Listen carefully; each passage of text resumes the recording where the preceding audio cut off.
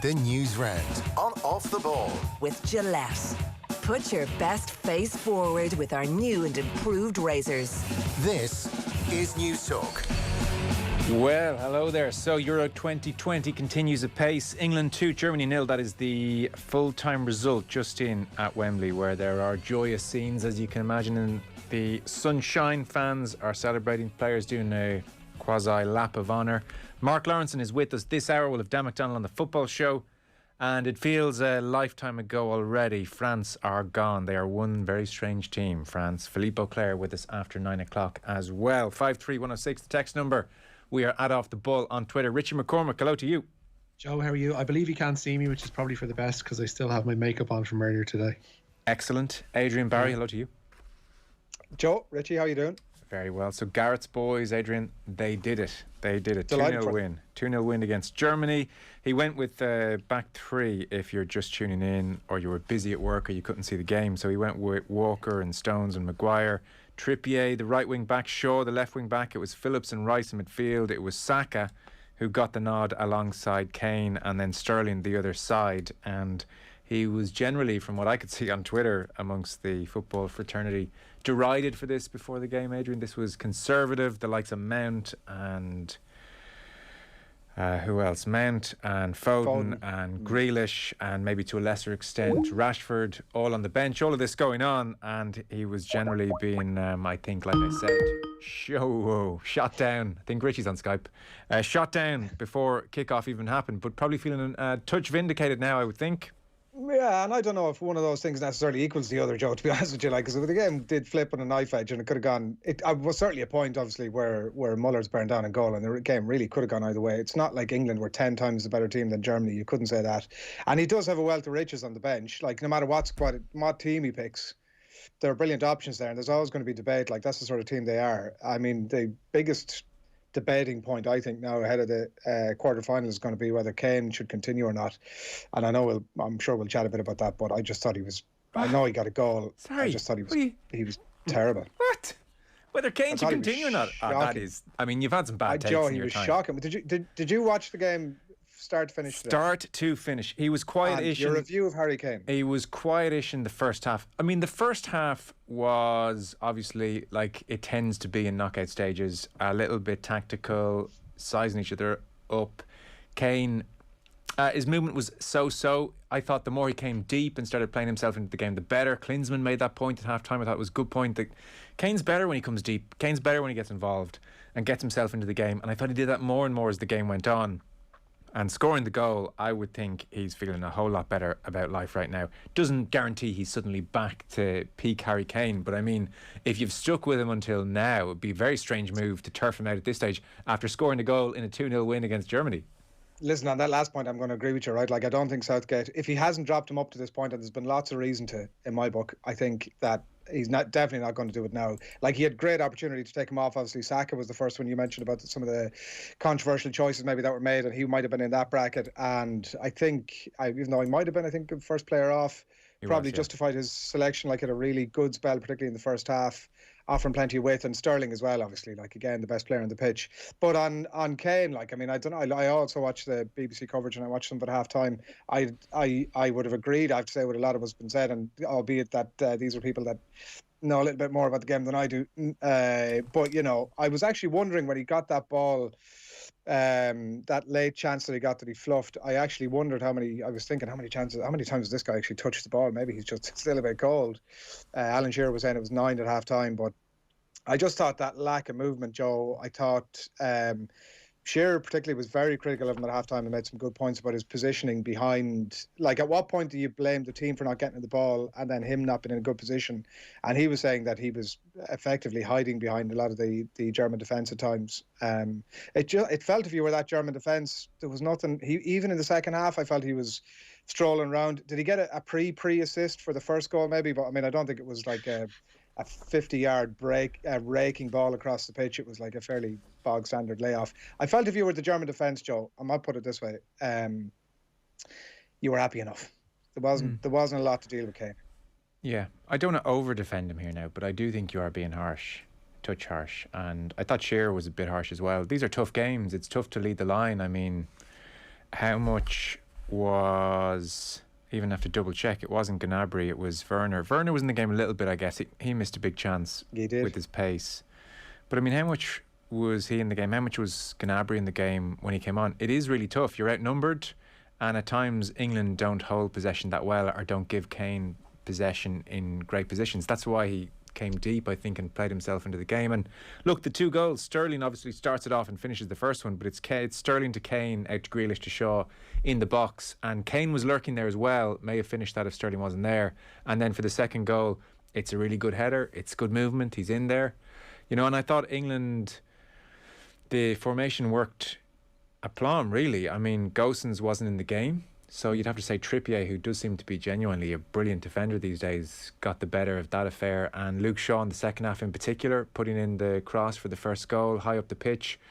I think you have to give Southgate a lot of credit. I think he figured Rice and Phillips would take care of Kroos, and it wasn't Gundogan today, it was Goretzka. And for a lot of it they did, you know. So I think his thinking was those 2 will take care of their 2, and then I'm backing Shaw and Trippier to come out on top against Gosens and Kimmich, and that allows Sterling in particular and Saka to get in the box closer to Harry Kane. So that means when Shaw's putting in the cross, it's not Sterling putting in the cross, it's actually Shaw putting in the cross. Sterling's in the box to finish it. So even though people were saying, oh, this is far too defensive, actually for the first time we saw the English fullbacks, in particular down the left hand side, really attacking the game as opposed to being passive and staying in their own half. And I thought the formation allowed Phillips and Rice to pass the ball a bit more directly forward. I thought Harry Maguire was really good. Like, I think it's a really good day for England, and you're just coming on here bullying Harry Kane. I'm not. No, I'm bullying not. Harry No, Kane. I'm not. Come here. I'm actually delighted for them. I want to see England win the tournament, and I'm delighted for them. Oh, well, steady on. And hang on. Whoa. No, hang on. I make no bones about that at all. So that'll give you context to my comments. It's not coming from a place of, like, I want to see them go and do well. And I actually think, genuinely, and I don't want to overstate my case the opposite way either, Joe, but I really think, given some of the options they have, I thought Rice was grand today. I thought Phillips had probably a better game than him. There was maybe an opportunity, like almost a coming of age game for Rice, if he, like, you couldn't say he really stamped his authority on the game. And the only thing I'd say about, like, I look at again, like Luke Shaw coming on, I think he broke up the play maybe for the second goal. Like, definitely a good game, like shoving everything that Mourinho's been saying about him. Although I saw that Mourinho during was it today when he picked his team did, funnily enough, I think have Shaw in it, but he's really ramming it down Mourinho's throat now at the minute. But I just thought that given some of the options that they have there, I think that you can read too much into what was ultimately a 2-0 win, but like there was nothing really between them. If Muller puts that chance away, you couldn't say there was a gulf between those two teams today. And like, it wasn't as if it was a classic or anything like that. It was cagey. But I wouldn't be going, you know, that's a brilliant 2-0 win over a great Germany team.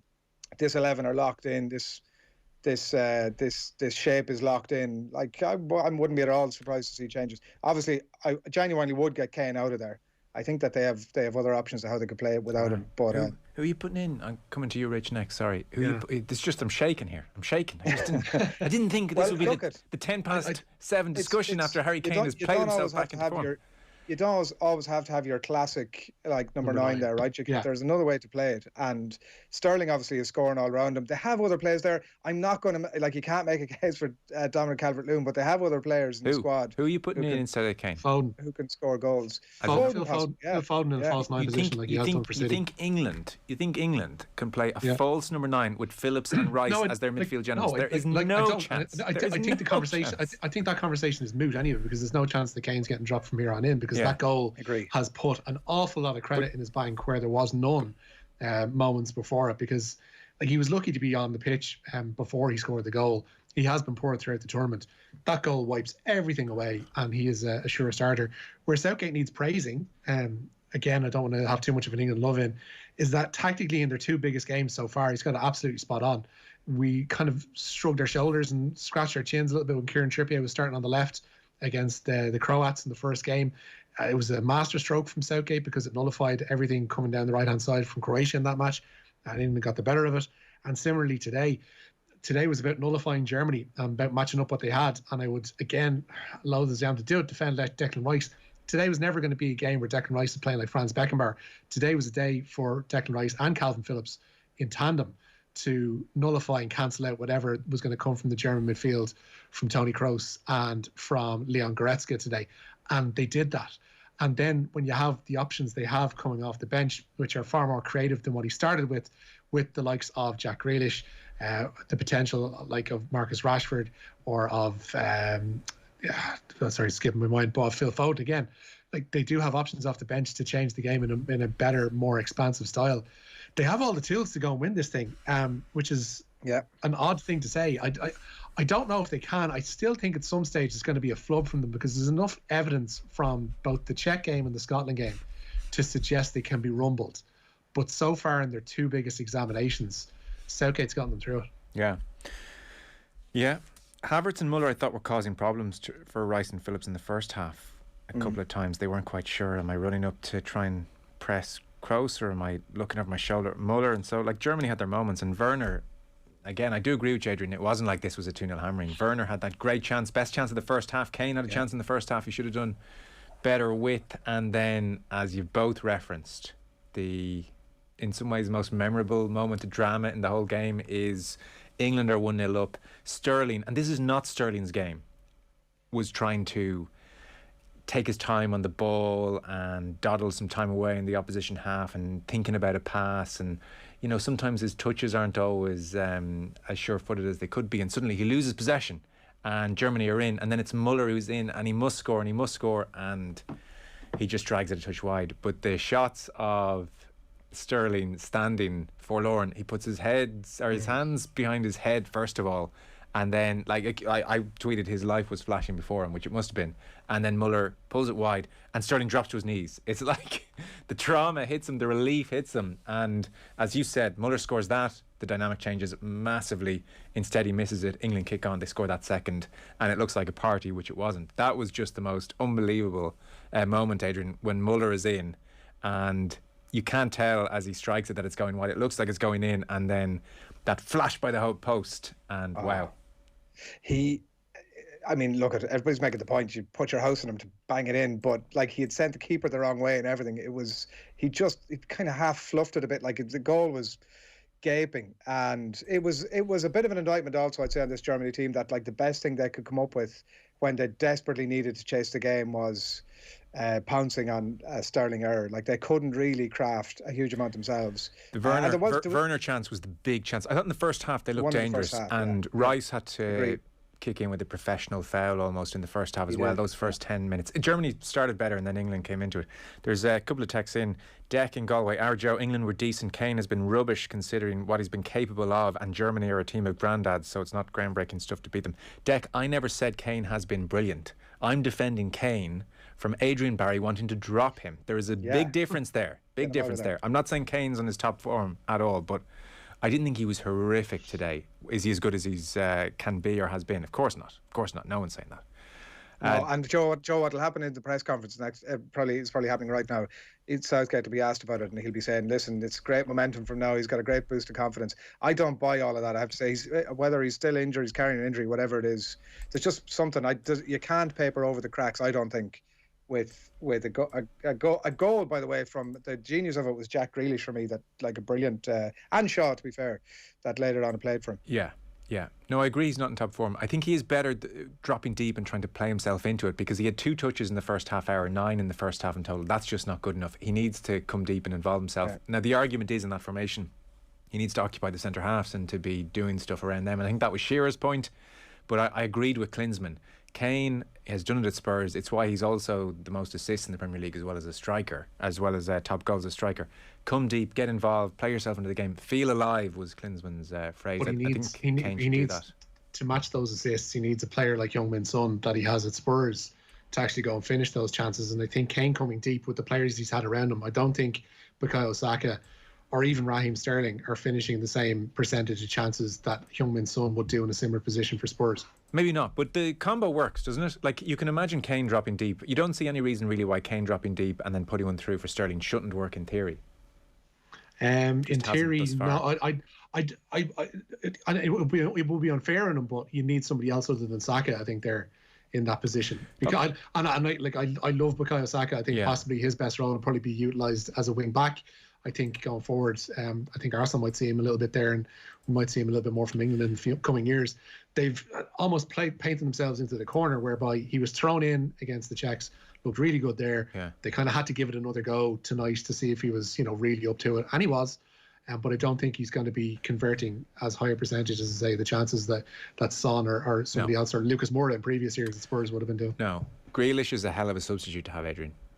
He's class, isn't he? And there's a bit of energy about him. Yeah. I'll be overstretching my sentiment here now, but there's a bit of that sort of what we used to have with Stephen Hunt, where the crowd get excited about the energy that's coming onto the pitch, and he definitely has a bit of that. And look, in theory, Joe, I agree with everything you're saying there about Kane, but in practice at the minute, it's just like a fully fit and fully informed Harry Kane that is all good, and there's no issue with it at all. Mm-hmm. But yeah, look at again. I don't know.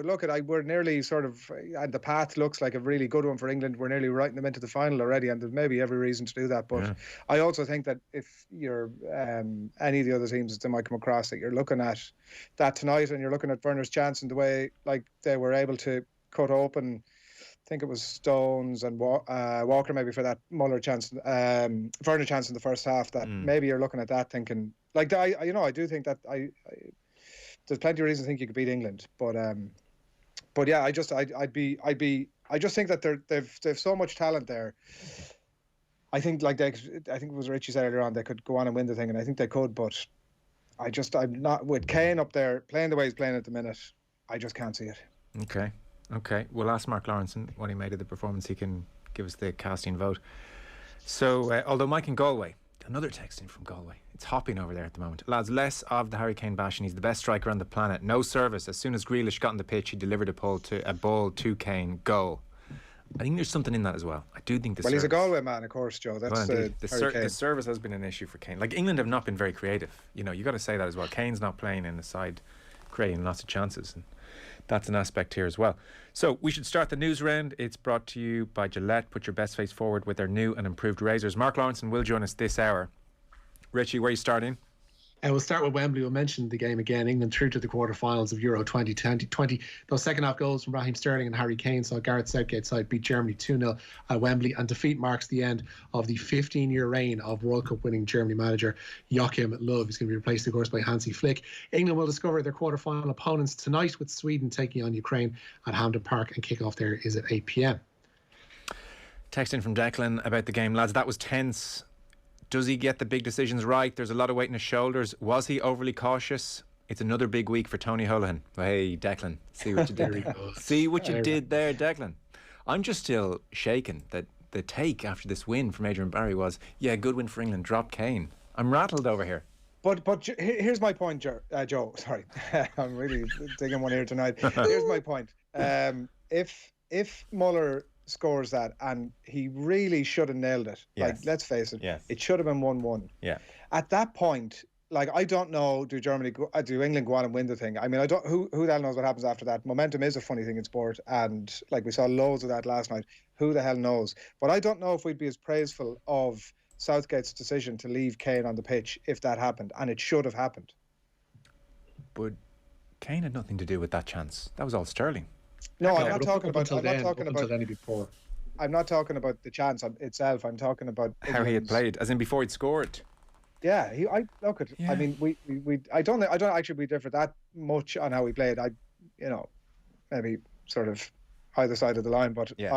I just think that my point would be that, if it was Ireland, you'd be like, Harry Kane, leave him on. We've no other option. That's all we got to do. Whereas England, you look at the bench they have, and there really are options there that can come on. And I mean, they might dictate playing it slightly differently. And I know that, Southgate rightly get, as you've been saying, loads of praise for setting them up correctly tonight. But it just could have easily gone the other way. I wouldn't be getting too carried away. No, you're dead right. Somebody else says Joe Malloy's jaw must have dropped watching France implode, having told us all on the football show how the team was purring at 3-1. Football is a funny old game, says Brian. Oh my God, I mean, haven't even touched on last night. Let's get a few more stories in, and then we'll get some thoughts on France last night, because that was extraordinary. It already feels like a long time ago, the nature of this tournament. So Richie, give us a few there. What else is going on today? Roger Federer through to the second round at Wimbledon, but not after he was given an almighty fright. The 8-time champion had just levelled his match with Adrian Manarino at 2 sets apiece before the Frenchman had to retire through injury. Men's fourth seed Alexander Zverev beat Dutch qualifier Talon Griekspoor in straight sets today, while 9th seed Diego Schwartzman also straight sets winner today over France's Benoit Paire. Women's top seed Ashley Barty progressed to round 2 with a 3-set victory over Carla Suarez Navarro. The Spaniard was playing her final match at Wimbledon, having recovered from Hodgkin's lymphoma. Suarez Navarro announced she was cancer-free just in April, and Barty paid tribute to her after today's match. It was a privilege to be able to share that moment and share that court with her today, because I hadn't had the opportunity to play Carla, and it was really special to be able to experience what she can bring from the other side of the court. So I think all credit goes to her for her resilience and her nature as a competitor, to be able to come back from the adversity that she has, and to be able to have that moment with her was nothing shy of remarkable.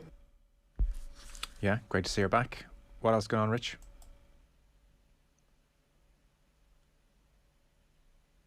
Ooh, Richie, are you gone?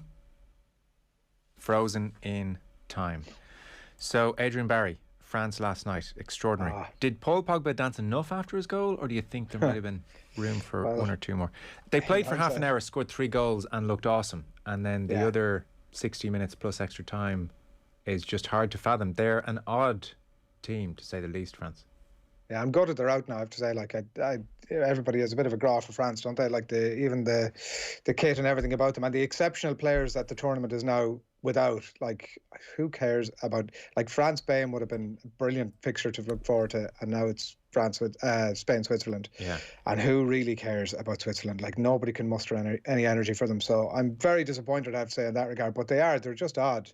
Even, like, I mean, Mbappe at the end, he didn't have a great night of it. To say the least. I mean, Pogba must have played at least 10 world-class passes, including the through ball for Mbappe. And, I mean, he didn't just miss the chance, like it was a complete malfunction. Seemed to almost injure himself in the process, unless he tweaked a hamstring running for the ball, and that was what led to him making such a mess of the chance. It's hard to know, but I think everybody, I mean, even Stephen Kelly on commentary, I saw Gary Neville saying something similar. I saw lots of people saying that when they saw Mbappe walking up to take that 5th penalty, there was just a sense that it hasn't been his tournament. Against all expectations, it hasn't been his tournament, and there was a real sense of doom as he walked towards the penalty spot. I don't know what your thinking was. I was sitting watching it with my wife, who wouldn't be a huge football supporter, and she was like, oh, what's going to happen here? And I was like, listen, there's very few other people, regardless of everything else that's gone on before. My comment at that time was, there are very few other people on the planet you would want standing over that penalty.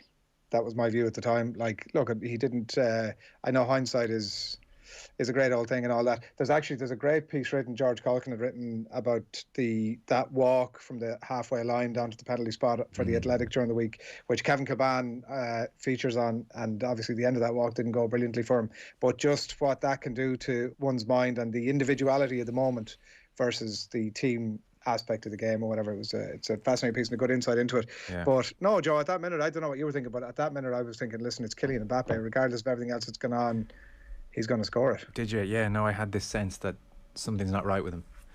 But how France were in that position, I mean, it's just mad. They just turned it on, and they seemed to decide to turn it off just as quickly. It was so extraordinary, the whole occasion. We've got a busy football show. Philippe Auclair is going to join us. I'm kind of fascinated to see what he has to say. And also, by the way, as much as we all enjoyed that Tony H gag, and I did enjoy it, and there is room for humour, it's not to make a laughing matter out of what the hospitality sector is going through. I was listening to some publicans today on the radio, and it's heartbreaking. So thoughts with a lot of people out there today who I'm sure are just feeling bereft at the moment. Richie, you are back with us. Yeah, oh yeah. After also victorious today, we should say, at Wimbledon, were the 2018 champion Angelique Kerber, 7th seed Karolina Pliskova, and 5-time former champ Venus Williams. Next up for Venus is Tunisia's Ons Jabeur. Alexandra Sabalenka waits for Serena Williams tonight. Conor Murray says the Lions' captaincy won't change him. He was handed the responsibility after Alan Wynne-Jones suffered a tour-ending injury in Saturday's warm-up game with Japan. Murray says he'll take inspiration from previous Lions captains like Rory Best and Paul O'Connell, and the Munster scrum half has also spoken to Alan Wynne-Jones as well. Briefly, obviously a lot was going on with Al on Saturday evening, but on Sunday morning I caught up with him for a couple of minutes, and it's what I just said is, he said, just be yourself, mate. You've been doing it all along. over the past 2 tours, just continue that. And you know, he kind of gave me a pat on the shoulder and said he's full faith in me. And again, another guy who said he's at the end of the phone if anything crops up. And you know, his words are really important to me. He's been brilliant for the first 2 weeks in setting the tone in training.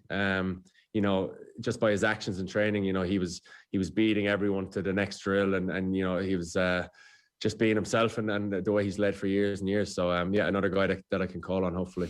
We had Jerry Thornley and Gordon Darcy on Monday Night Rugby last night. Interestingly, Darcy was saying that Rory Best would be a very good role model for Conor Murray. Best allowed a lot of leaders around him to flourish and do their things. So that's available to listen back to if you're interested. I haven't talked to you about that, Adrian. Extraordinary 24, 48 hours, you know, around what's meant to be pretty dull Lions opening match in Murrayfield exhibition, and that was in the back of the very interesting chat you had with Craig Ray in South Africa about the wider COVID situation. So been a kind of a full-on weekend from a Lions South African perspective on various fronts. Very difficult to park that Craig Ray conversation when you're having any conversations about the Lions, but we'll see how it plays out over the next few days and weeks. But the Murray one has just caught everybody by surprise. Classic Warren Gatland. And like, who know? I actually wondered when I heard, I was like, oh, I wonder.